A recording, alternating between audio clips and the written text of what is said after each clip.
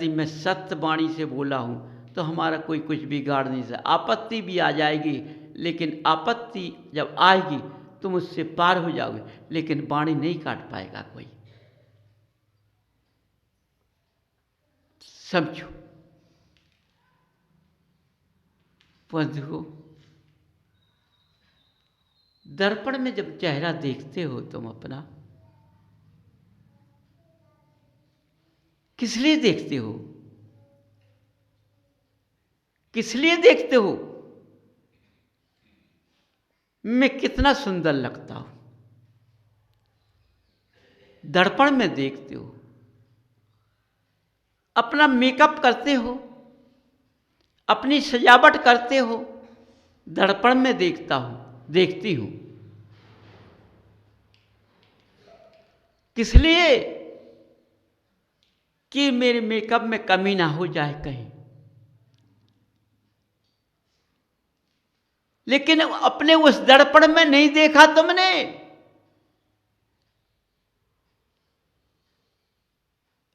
कि मैं ध्यान लगाकर बैठ जाऊं अपने दर्पण लेके कि सारा अंदर का दिख जाए हमें, ले मेरा दर्पण किसी को दिखाई ना दे। ये तो दर्पण दिखाई दे रहा, नीचे गिर जाएगा तो टूट जाएगा, लेकिन उस दर्पण को रखूं मैं जो ना किसी को दिखेगा, कि अगर मुझको दिखेगा उस दर्पण से पूरा अंदर का भावना, मेरा चरित्र उस दर्पण में आ जाएगा।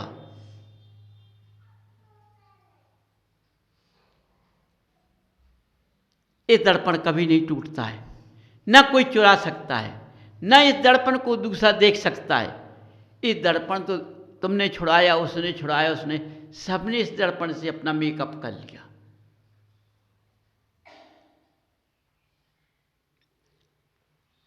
हर मनुष्य के पास दर्पण है, हर मनुष्य की महिला के पास दर्पण है, लेकिन उसका प्रयोग नहीं करती है, न करता है।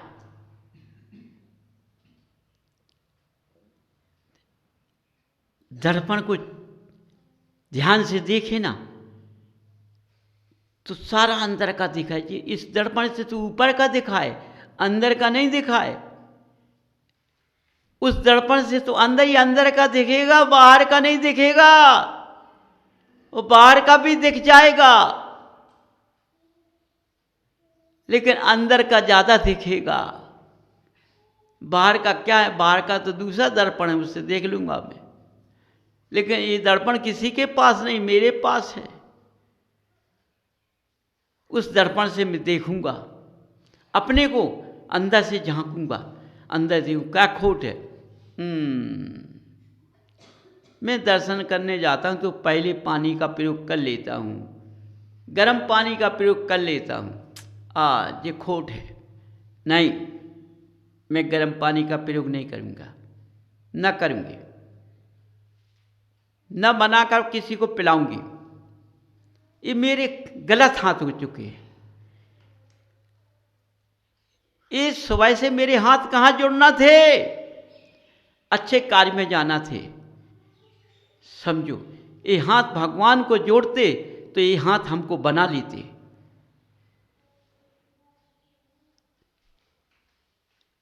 आज का मनुष्य व्यस्त जीवन में भगवान बन जाता है। पहले उठकर अपनी इंद्रियों का पोषण करता है, बाद में भगवान का दर्शन करता है। समझो, इंद्रिय का पोषण करने वाला क्या भगवान को देखेगा? क्या भगवान की पूजा करेगा? क्या भगवान की भक्ति करेगा? उसको तो इंद्रिय से लालच है।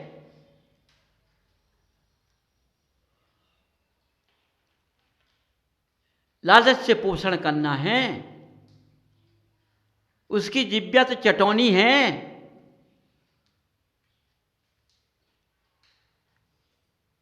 उसने जिब्या ने तो पूरे शरीर को बर्बाद कर दिया।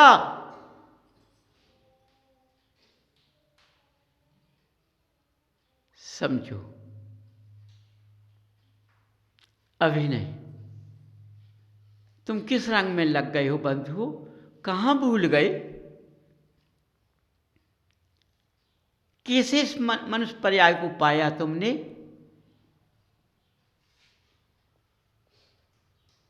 जरा के सुख में, जरा के शौक में, जरा से नशा में तुमने अपना जीवन का भविष्य बिगाड़ दिया।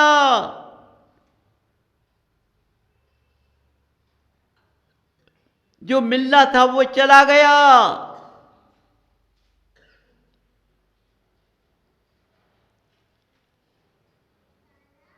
देखो, समय निकालो, समय निकालो सब लोग। जैसा हम गृहस्थ जीवन में अपने इंद्रिय के भोग के लिए कितना समय देता हूं,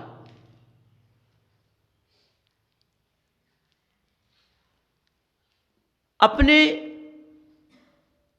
पुद्गल को सजाने के लिए कितना समय देता हूं, भोग भोगने के लिए कितना समय देता हूं, लेकिन कल्याण के लिए जरा भी समय नहीं देते।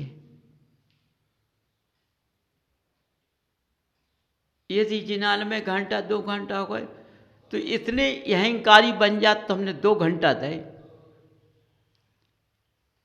घबरा जाते हैं और अपने दुकान पर बैठकर घंटों ग्राहक आ जाए तो भूख भग जाती है, अंदर का सदस्य बुलाए तो टाल देते हैं, क्योंकि ग्राहक नहीं भग जाए। भगवान चला जाए लेकिन ग्राहक न जाए, क्योंकि तो उद्धार तो इसी से होना है, भगवान से उद्धार नहीं होना है, भगवान की भक्ति से उद्धार नहीं होना है। उद्धार तो यही माई बाप है मेरा, यही भगवान है मेरा। पूछो फिर सेठ साहूकारों से,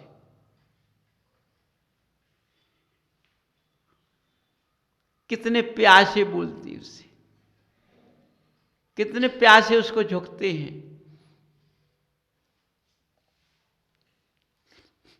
समझिए, सबरा लगा दिया, पूरा दाव लगा देता है। समझो, इंद्री का भोग भी छोड़ देता है, मन वचन काय भी पूरी लगा देता है। समझो, सब कुछ अर्पण कर दिया और जब ग्राहक चला गया तो हाथ मलता रह जाता है। यदि मनुष्य कितने ग्राहकों को ऐसा साधेगा तो उसका बुद्धि का विवेक चला गया। एक साधे सब सद जाए, यदि एक को मैंने साध दिया और सब सद जाए, इससे तो जीविका का महत्व चलता है, इससे तो कल्याण मिलना है, इस रास्ते से तो कल्याण होना है। तो एक साधता नहीं है, सबको साधता फिरता है। और साथ से साधते 10 से शाम तक साधता है।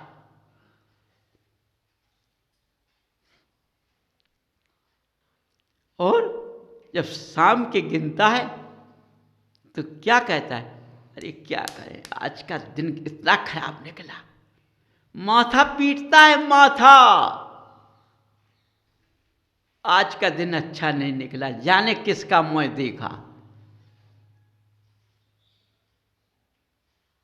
समझो, किसका मुंह देखा, अब ये भी पता नहीं है किसका देखा। जब ये पता है कि हमें मुख किसी का नहीं देखना है कि तो भगवान का देखो। हाँ हाँ, ऊपर लेने पड़ता है, वो दिमाग में नहीं आती बात।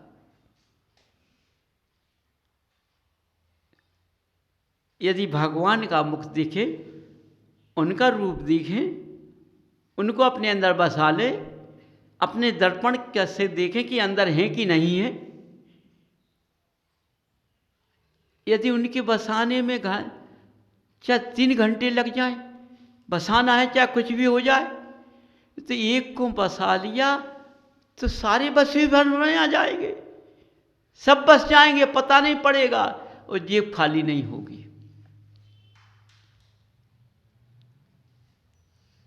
सोचो। इसलिए बंधु, तुमने अपनी भावना से इनको हटा दिया है, अपने ज्ञान से तुमने इन्हें हटा दिया है, अपने अंदर इनको बसाया नहीं, इसलिए तुम्हारे अंदर कोई बस नहीं सकता है। समझो बंधु, इसलिए आज तुम चारों तरफ से परेशान हो। समझिए। इसलिए बंधुओं, अपने ज्ञान की चक्षु को जगाओ कि सबसे पहले हमें, जैसे हम रात में एकांत में बैठते हैं, या हम पति पत्नी बैठते हैं, या हम बच्चे बैठते हैं, तो गृहस्थ की चर्चा छोड़ दो, धर्म की चर्चा करो, या भक्ति बताई जाती है, उस भक्ति में बैठते हो तो पहले, सबसे पहले ये देखो, अंदर से बैठो कि हमारे अंदर खोट क्या है,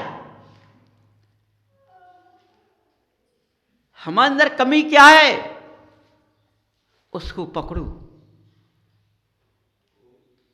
खाता रखा, आज इस ग्राहक ने इतना उधार लिया, इतना पैसा दिया, इतना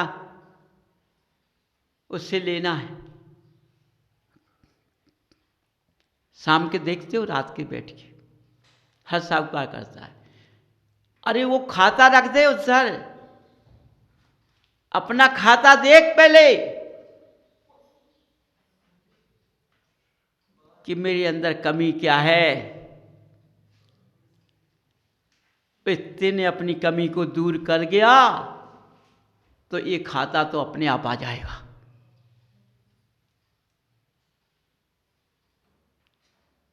तो कोई नहीं करता है, समझो, कोई नहीं करता है। यदि हर व्यक्ति, चाहे पुरुष हो चाहे महिला हो, लड़ने में तो लग जाएंगे, लेकिन अपने दर्पण को नहीं देखेंगे, उसमें समय खो देंगे। क्या है, मिलना कुछ नहीं है, आंसू बहा लेंगे, अपने माथा पीटने लगेंगे, अपनी रात हराम कर लेंगे, इसमें जीवन को गुजार रहे हैं, उसमें जीवन नहीं गुजार रहे हैं कि हमें अपना कल्याण करना है, क्योंकि जो मनुष्य में गति मिल चुकी है, अब हमें तो अपना कल्याण करना है। इसकी भावना है। जब तुम्हें अपने कल्याण का सोच हुआ तो गृहस्थ तुम्हारा तो वैसे ही अच्छा चलेगा, उस गृहस्थ की तुम्हें चिंता करना ही नहीं है। चिंता तो तुम्हें अपने कल्याण की करो ना, उसकी नहीं। वो तो देखो, तुम गेहूं बोते हो, भूसा मिलता नहीं मिलता, पशु खाता है जिसको। माने कितना बड़ा उद्धार है कि गेहूं बोया तो चंद गति का जीव का भी पेट भर जाता है। तुमने गेहूं से भरा, उसका भूसा से भर गया, तुम परोपकारी जीव बन गए। इसलिए जैसे अपना कल्याण की बात रखो, हमें इस मनुष्य गति से पार होना है, तो ये गृहस्थ जीवन तो हमेशा सुंदरता में बदल जाएगा। इसकी तो जरूरत है तो भूसा में आ जाएगा। तो उसकी घंटा हो गया तो ऐसे भगते हैं, क्या करें। समझो, इतनी जल्दी पूजा करते हैं सब लोग, इतने जल्दी अभिषेक करते हैं, तो जैसे चिट्टियां काट रही हूं शरीर के अंदर।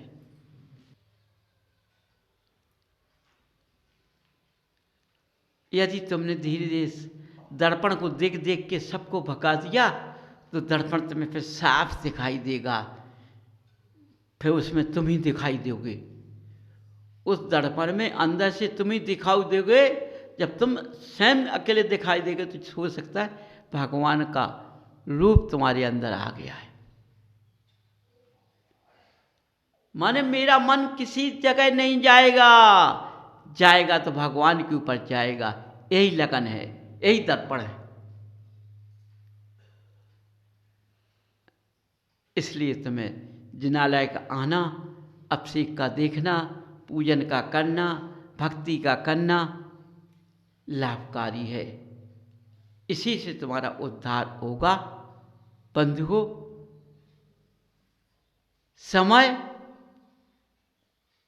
जिसमें दो, जिससे लाभ है, वो जिसमें तुम समय दे रहे हो सकता है आज है कल चला गया। समझिए, आज है कल चला गया, फिर जहां के तहां बैठे थे। और जी आ जाएगा तो जी जाएगा नहीं, जी ऊंचा उठा ले जाएगा। और जब जी आ जाएगा तो जी अभी भाग नहीं पाएंगे, ये सब आ जाएंगे अपने आप।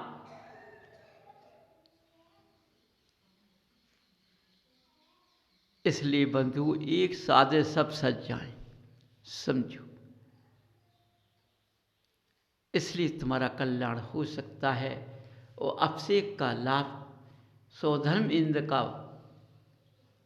जो कल्पना करके तुमने अभिषेक किया है, वही रूप तुम्हारे अंदर आ जाएगा। उससे तुम भगवान की पहचान कर लोगे। देखो सौधर्म इंद्र कहाँ था और उसको कैसे ध्यान आ गया। देखो भगवान ने जन्म लिया, उसका इंद्रासन डोलने लगा, क्योंकि भगवान का रूप उसके अंदर बसा है। इसलिए भगवान जब जन्म लेते जब उसका इंद्रासन डुलता है, और भगवान जन्म नहीं लेंगे तो उसका इंद्रासन नहीं डुलता है, अपने आप पता पड़ जाता है। इसलिए बंधु, इस तरह से रस्सी को पकड़ो तो तुम्हारा सार्थक सब है, अन्यथा कुछ नहीं है। वाणी प्रणाम।